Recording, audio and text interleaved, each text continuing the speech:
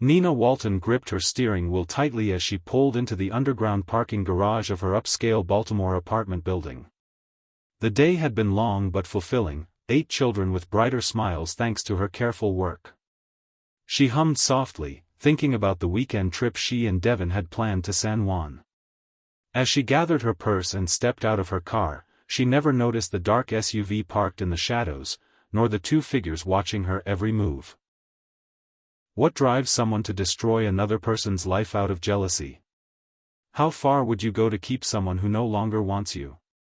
Tonight, we explore how obsession can transform ordinary people into monsters capable of unimaginable cruelty, and how the need to possess someone can lead to irreversible tragedy.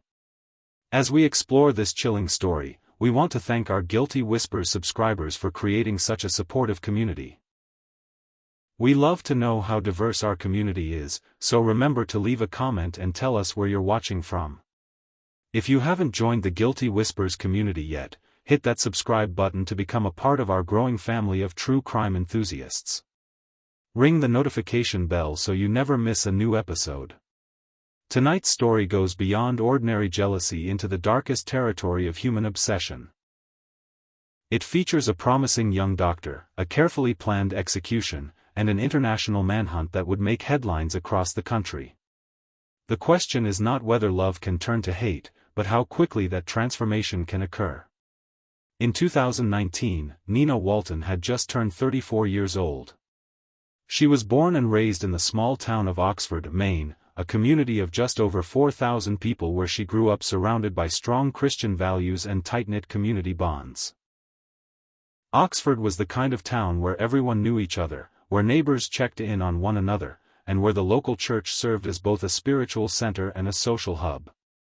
During her high school years, Nina demonstrated both athletic and leadership abilities. She served as captain of the cheerleading squad and led the women's volleyball team to regional championships twice. But those who knew Nina well understood that her beauty was more than skin deep. Behind her warm brown eyes and radiant smile was a genuinely compassionate young woman who spent her free time leading Bible study classes for disadvantaged children and organizing food drives for families in need. After graduating high school, Nina found herself at a crossroads familiar to many small-town graduates. She could stay in Oxford, perhaps marry her high school sweetheart, start a family, and follow the path that many of her classmates chose. Or she could venture beyond the familiar comforts of her hometown to pursue broader horizons. Nina chose the latter. She had always been fascinated by medicine and helping others, and she dreamed of making a significant impact on people's lives. With this goal in mind, Nina left Oxford behind and enrolled at Brown University in Providence, Rhode Island.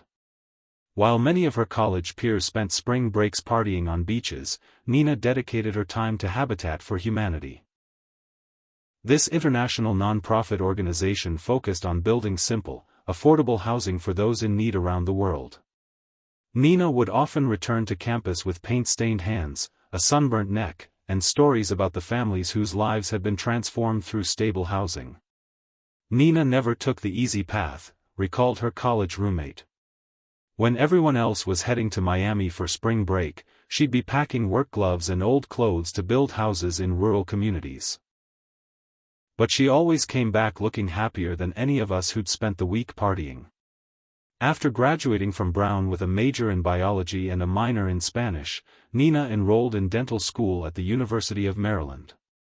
It was there that she met a young man who shared her passion for helping others. Following her graduation, they married in a modest ceremony attended by family and close friends. However, as often happens when young love confronts the realities of adulthood, the couple soon discovered fundamental differences in their life goals. Neither was willing to compromise on what they believed was essential for their future, and after 18 months of marriage, they parted ways amicably, each pursuing their own path. Nina had always loved working with children. Their unfiltered joy, their resilience in the face of fear, and their genuine appreciation when she helped them. All of these things brought meaning to her work. So it came as no surprise to those who knew her when Nina specialized in pediatric orthodontics. Even during her Christmas breaks in dental school, she had traveled to Ecuador to provide free dental care to children in underserved communities. Now, she had found a profession that not only utilized her skills but filled her with purpose and positive emotions. When speaking with family back in Maine, Nina often shared stories about her young patients, how one little girl had been too afraid to open her mouth until Nina showed her the magic chair that could go up and down, how a teenage boy had cried with joy when his braces came off, revealing a perfectly straight smile for the first time in his life. By early 2019, Nina Walton had established herself in Baltimore, Maryland. She had built a circle of close friends who shared her interests in music, art, and community service. Together, they attended concerts, visited museums, cheered at Orioles games, or simply gathered for brunch on Sunday mornings after church. Nina worked as a pediatric orthodontist at a practice that provided high-quality dental care to children from all economic backgrounds, including many from disadvantaged families who received treatment at reduced rates through a foundation Nina had helped establish. She lived in a modern apartment complex in downtown Baltimore, with amenities including a pool, fitness center, and stunning views of the harbor from her 8th-floor windows.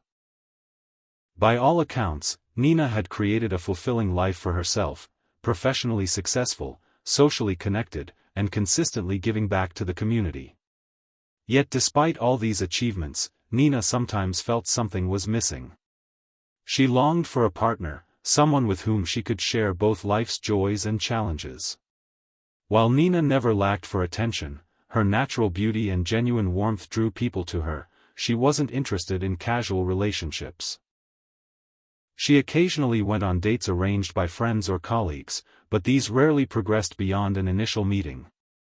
Having experienced a failed marriage, Nina was cautious and unwilling to settle for a relationship that didn't feel right. Nina knew what she wanted, explained one close friend. She wasn't going to jump into something just to avoid being alone. She had this theory that it was better to be single and content than coupled and compromising your values. In March 2019, a colleague convinced Nina to try an online dating app.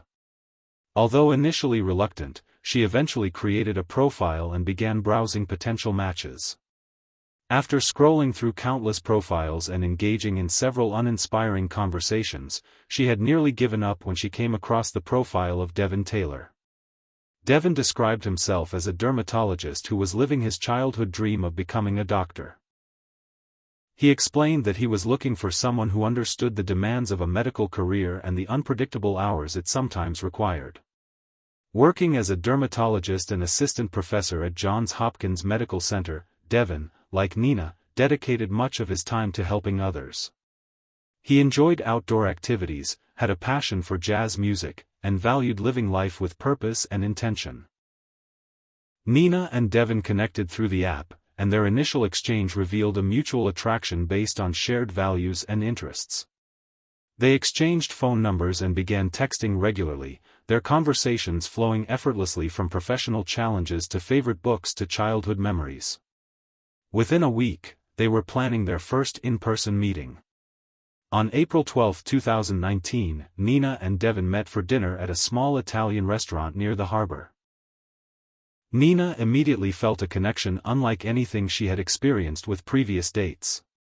Devin was thoughtful, attentive, and genuinely interested in her work and passions.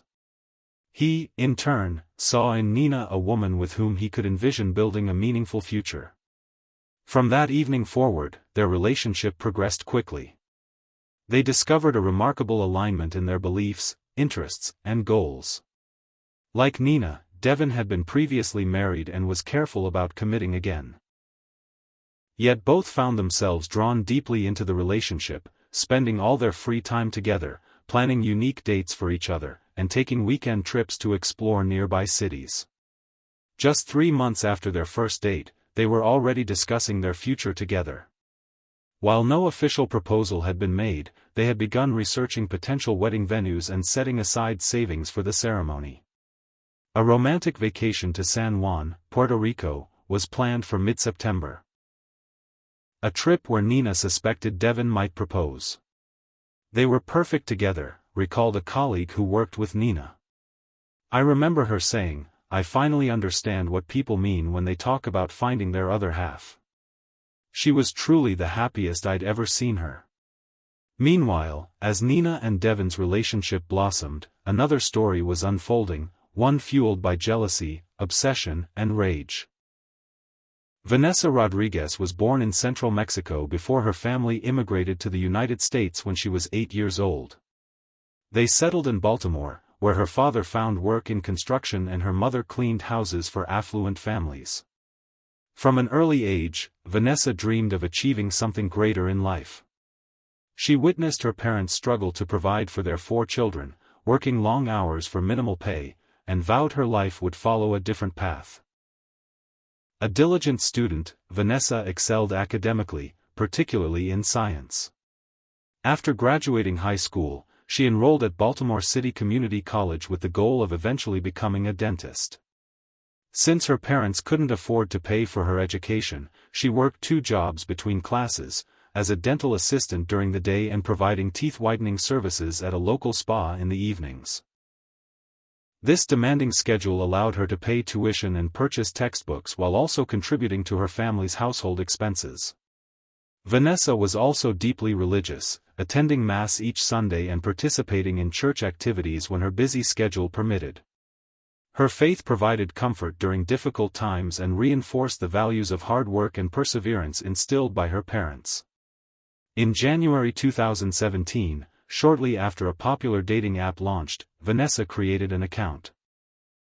Within weeks, she matched with Devin Taylor. Their first date at a coffee shop extended into dinner as they discovered shared interests and ambitions. Within 3 months, their relationship had intensified to the point where Vanessa moved into Devin's upscale apartment in Baltimore's Harbor East neighborhood. For Vanessa, this relationship represented everything she had been working toward: a successful partner, financial stability, and entry into a world far removed from her humble beginnings. For the first time, she experienced what she considered the good life: fine dining, weekend getaways, and a beautiful home with amenities she had previously only seen while cleaning houses with her mother. In May 2018, Vanessa discovered she was pregnant. Although initially excited, after discussing the situation with Devin, she reluctantly agreed to terminate the pregnancy. He had explained that the timing wasn't right. They weren't married, his career was at a critical juncture, and they had not yet discussed having children. While Vanessa understood these reasons intellectually, the emotional impact of the decision was devastating. Having hidden the pregnancy from friends and family due to religious and cultural concerns, she had no one to confide in about her grief and conflicted feelings. In private notes on her phone, later discovered by investigators, Vanessa wrote, "Today was the hardest day of my life. I keep telling myself we'll have beautiful children later, when the time is right. Devin promises we will. I just need to be patient. Our time will come." Gradually, Vanessa processed her emotions, and life with Devin returned to normal. That fall, she enrolled in a dental hygiene program, bringing her one step closer to her professional goals. By early 2019, she was proudly showing an engagement ring to her classmates, excitedly discussing wedding plans and her future with Devin. But in March 2019, everything changed. Vanessa arrived at class visibly distraught, her eyes swollen from crying. When concerned classmates inquired, she revealed that Devin had ended their relationship the night before, asking her to move out of the apartment within 2 weeks. The dream Vanessa had been nurturing, of marriage, children, and a life of security with the man she loved, had shattered in a single conversation. She was inconsolable, remembered a classmate. She kept saying, "I gave him everything. How could he throw it all away?" We were worried about her mental state. Vanessa's academic performance plummeted as she struggled to focus on anything beyond the breakup. She missed classes, failed exams, and within a month had withdrawn from the program entirely. She moved into a small apartment with a cousin, but her thoughts remained fixated on Devin and how she might win him back. Over the following weeks, Vanessa made numerous attempts to reconcile with Devin. She sent heartfelt messages, left gifts at his door, and orchestrated accidental encounters at his favorite coffee shop and the gym he frequented. These efforts yielded limited success. Devin agreed to occasional dinners and continued to help with some of Vanessa's expenses. They even briefly discussed reconciliation, but any progress toward rebuilding their relationship was short-lived. In April 2019, Devin told Vanessa definitively that they should remain just friends, explaining he wanted to move forward with his life and suggesting she do the same. While Vanessa outwardly accepted this decision, inwardly her attachment to Devin transformed into something more disturbing, an obsession that consumed her thoughts and dictated her actions. Having memorized Devin's passwords during their relationship, Vanessa maintained access to his email and social media accounts. She monitored his communications obsessively, reading every message he sent and received. She also installed a tracking application on his phone during their brief reconciliation period, allowing her to monitor his location in real time. This surveillance enabled Vanessa to coincidentally appear wherever Devin went, at restaurants, at medical conferences, even at friends' homes. When he questioned these frequent encounters, she would smile and attribute them to fate, saying, "Baltimore isn't that big, you know. We're bound to run into each other." Have you ever experienced that gut feeling that someone is watching you? That unsettling sensation that your privacy has been invaded? Leave your thoughts in the comments below about what you would do if you discovered someone was tracking your every move. The situation might have continued indefinitely if not for a text message Devin sent to Vanessa on April 30, 2019, "I've met someone special. It's getting serious. I wanted you to hear it from me directly." With these few words, Vanessa's obsession escalated to a dangerous new level as she finally acknowledged the diminishing possibility of reconciliation. Although Devin hadn't mentioned his new girlfriend by name, Vanessa quickly identified Nina Walton through his messages and social media. She created fake accounts to follow Nina online, meticulously documenting every aspect of the new relationship. She saw the photos Nina posted, Devin and Nina at jazz clubs, hiking in state parks, attending charity events. She read Nina's captions describing romantic dinners and thoughtful gifts, noting how frequently Nina used words like blessed and grateful when referring to Devin. Each post where Nina shared her newfound happiness fueled Vanessa's growing rage. This woman, this orthodontist from Maine, had stepped into the life Vanessa considered rightfully hers. In Vanessa's distorted thinking, Nina had stolen everything she had worked for and dreamed about. Vanessa's obsession began dictating every aspect of her life. She re-enrolled in the dental hygiene program but struggled to focus on her studies. All her conversations revolved around Devin and that woman who stole him. Even on dates with other men, she couldn't stop talking about her ex-boyfriend and his new relationship. She began driving past Nina's apartment building and workplace, hoping to glimpse her rival in person. In July 2019, Vanessa finally completed her dental hygiene course, a significant accomplishment that should have marked a positive turning point in her life. Family and friends gathered to celebrate, proud of her perseverance despite personal challenges. Even Devin sent a congratulatory text, "Great job on finishing your program. I always knew you could do it." But any joy Vanessa might have felt was obliterated by another message she received from Devin just days later, "I've accepted a position at UCSF Medical Center. Moving to California in October with Nina. Wanted to say goodbye properly before I go. Can we meet for coffee next week?" For Vanessa, this was the final blow.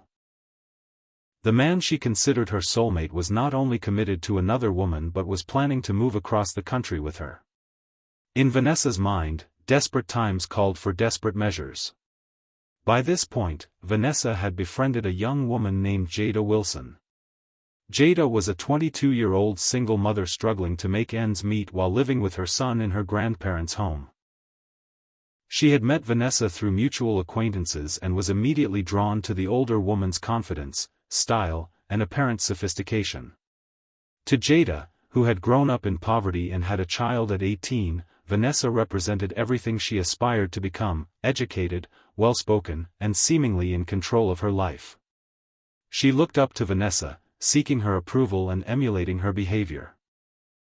When Vanessa confided in her about Devin and Nina, Jada offered unfailing support and validation for Vanessa's feelings of betrayal and resentment. In early August, approximately 6 weeks before the planned trip to San Juan, Vanessa's thoughts turned from merely wanting to frighten or harm Nina to something much darker: a desire to permanently remove her from Devin's life. She needed an accomplice who could help implement the plan while providing her with deniability, and Jada Wilson perfectly fit that role. On August 15, 2019, Vanessa and Jada sat at a corner table in a small cafe in East Baltimore. What appeared to onlookers as a casual meeting between friends was, in reality, something far more sinister. Vanessa's normally immaculate appearance had deteriorated. Her hair was disheveled, dark circles shadowed her eyes, and she spoke with an intensity that unnerved even Jada. At one point during their conversation, Vanessa leaned forward and whispered, "What if she just disappeared? What if she wasn't around anymore?"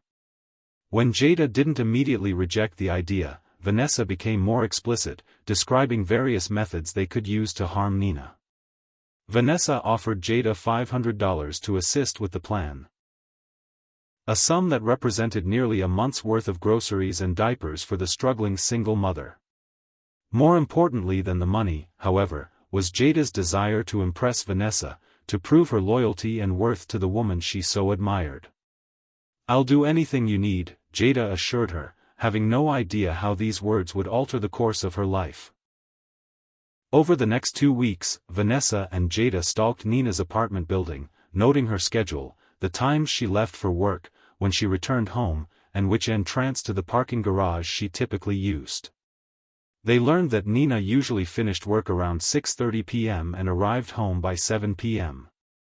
They observed that she always parked in the same section of the underground garage, near the elevator to her floor. With this information gathered, they needed to determine the method of attack. After considering various options, Vanessa decided a shooting would be most effective. The problem, however, was that neither woman knew how to handle a firearm, let alone shoot accurately enough to ensure their plan succeeded. They decided to hire someone else to pull the trigger. But where does one find a person willing to commit murder for hire?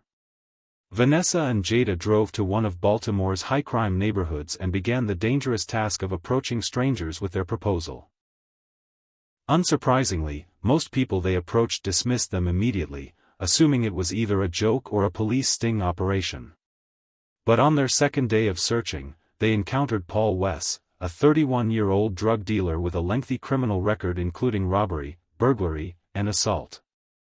To convince Paul to participate, Vanessa fabricated an elaborate story, claiming she had connections to a Mexican drug cartel that would ensure protection after the deed was done.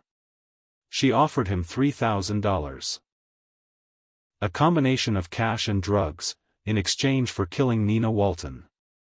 Paul, seeing an opportunity for easy money, agreed to the arrangement, stating he already possessed a gun suitable for the job. On September 8, 2019, Vanessa completed an unexpected milestone, her dental hygiene certification. Family and friends who attended the ceremony noted that she seemed distracted despite achieving a goal she had worked toward for years. What no one realized was that Vanessa's thoughts were entirely focused on the plan set to unfold just 2 days later. That evening, Devin sent Vanessa another text message that served as a catalyst for what would follow: "Got the tickets for San Juan. Nina is so excited for her first trip to Puerto Rico. Starting to look at houses in San Francisco Bay Area. Life is moving fast." For Vanessa, this message confirmed the urgent need to proceed with the plan. Devin was slipping further away with each passing day, building a future with Nina that Vanessa had once envisioned for herself. On the morning of September 10, 2019, the conspirators finalized their preparations. They had initially planned to use a friend's sedan for the operation, but when that vehicle wouldn't start, they turned to Vanessa's friend Dwight Lawson, who willingly lent them his black SUV, unaware of their true intentions. To establish an alibi, Vanessa arranged to meet Dwight at a restaurant across town at the time of the planned attack. Meanwhile, Jada Wilson and Paul Wess would carry out the actual deed, with Jada driving and Paul serving as the gunman. Nina Walton spent that Tuesday like any other, treating young patients, consulting with parents, and managing her practice. At 6:45 p.m., she packed up her belongings, said goodnight to her staff, and headed to her car. She was looking forward to a quiet evening at home, perhaps finalizing some details for the upcoming Puerto Rico trip that was now just 10 days away. At 7:12 p.m., Nina pulled into the underground parking garage of her apartment complex. As she gathered her purse and stepped out of her car, she had no idea that Jada and Paul were watching from a black SUV parked several spaces away. As Nina walked toward the elevator, Paul emerged from the SUV and approached her from behind. Whether Nina sensed danger and turned, or whether Paul called out to her, remains unclear. What is certain is that Nina raised her hands defensively as Paul pointed the gun at her. Witnesses later reported hearing 3 gunshots echo through the concrete structure. The first bullet struck Nina in the back, the second in the upper part of her head, exiting through her chin.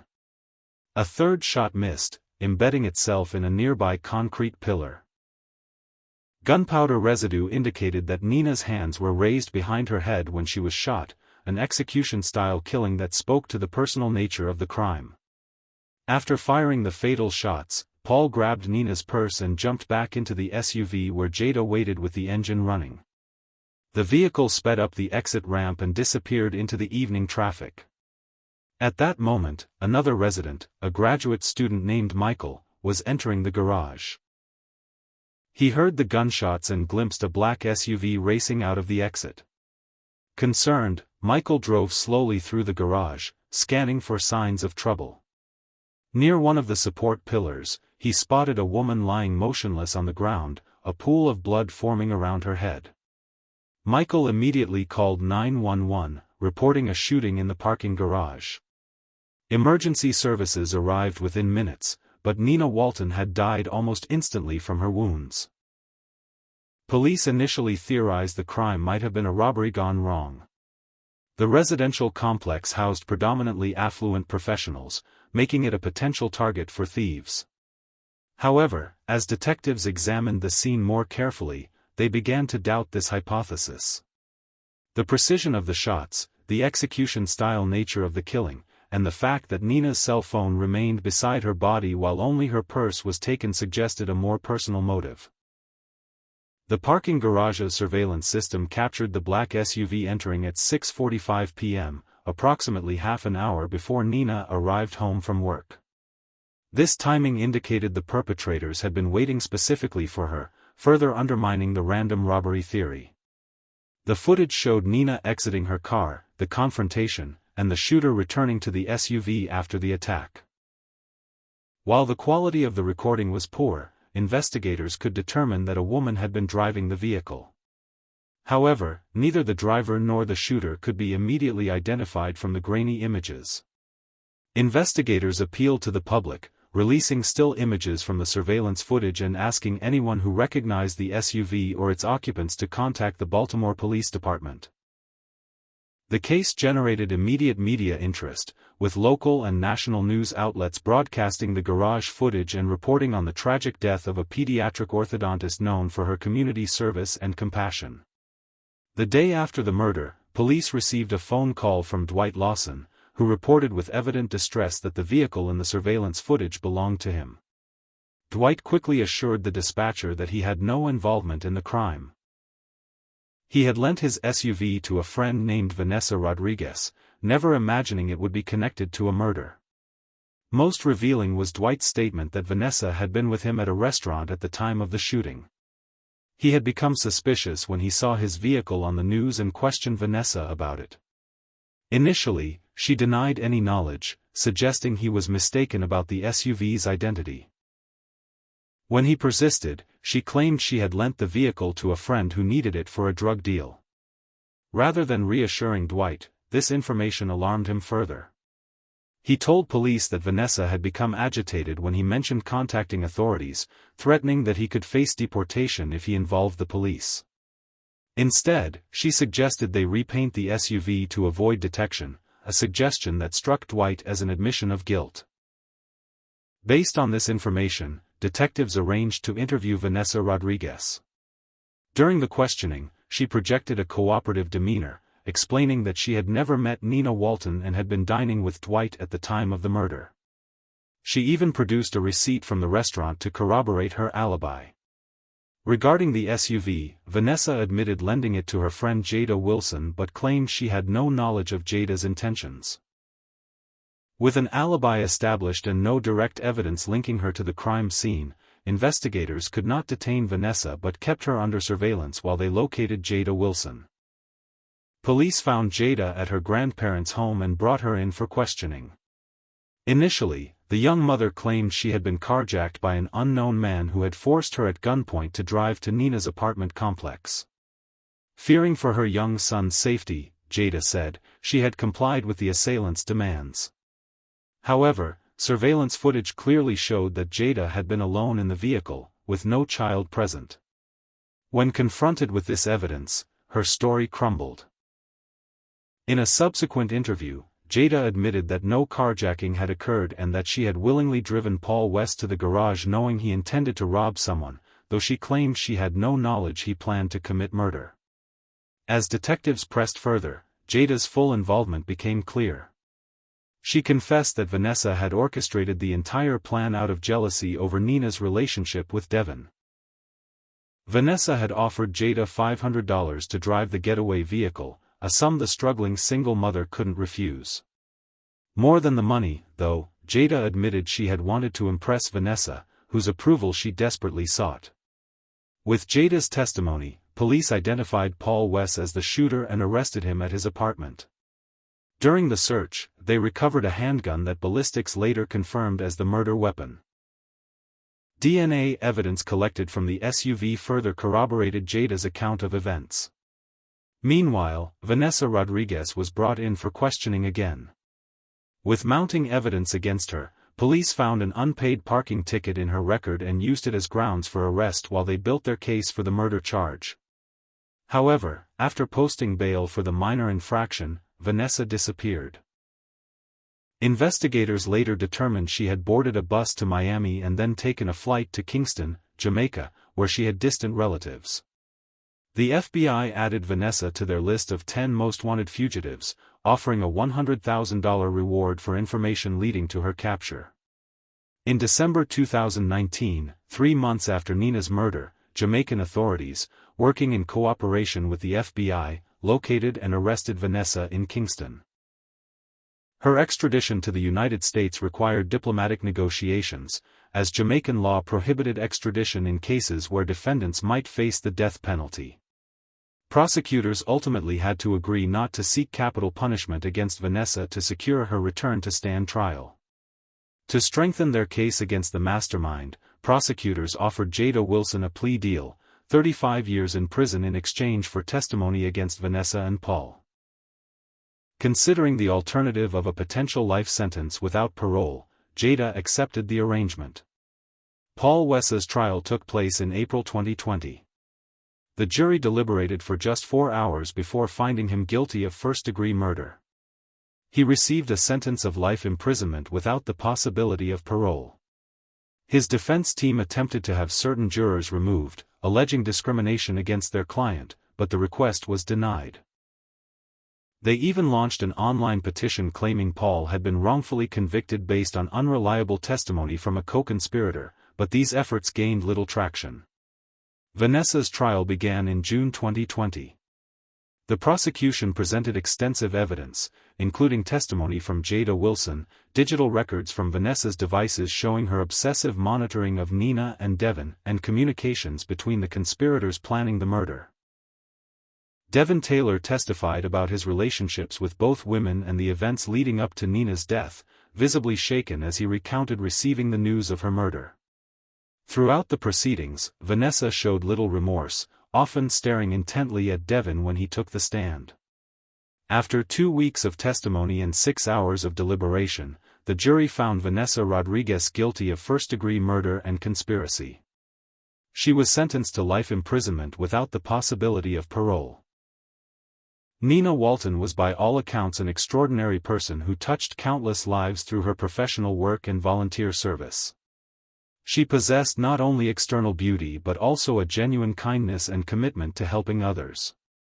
In her short life, she provided dental care to underserved children, built homes for those in need, and brought joy to everyone fortunate enough to know her. Vanessa's blind jealousy and refusal to accept the end of her relationship led to an innocent woman's death and destroyed multiple lives in the process. Her obsession not only failed to win back Devon but condemned her to spend the remainder of her life behind bars, separated from the family she had once hoped to support through her education and career. What drives someone to destroy another person's life? How does love transform into such dangerous obsession? Perhaps we'll never fully understand the darkness that can consume the human heart when faced with rejection and perceived betrayal. The tragedy of Nina Walton reminds us to recognize the warning signs of unhealthy obsession and to seek help before thoughts become irreversible actions. The truth behind closed doors can only come to light when we have the courage to share it. If this story moved you, help others discover it by sharing this video. Leave a like so others can see this story and gain awareness. And don't forget to subscribe to Guilty Whispers. Together, we can ensure that stories like Nina's are never forgotten and that justice finds its voice.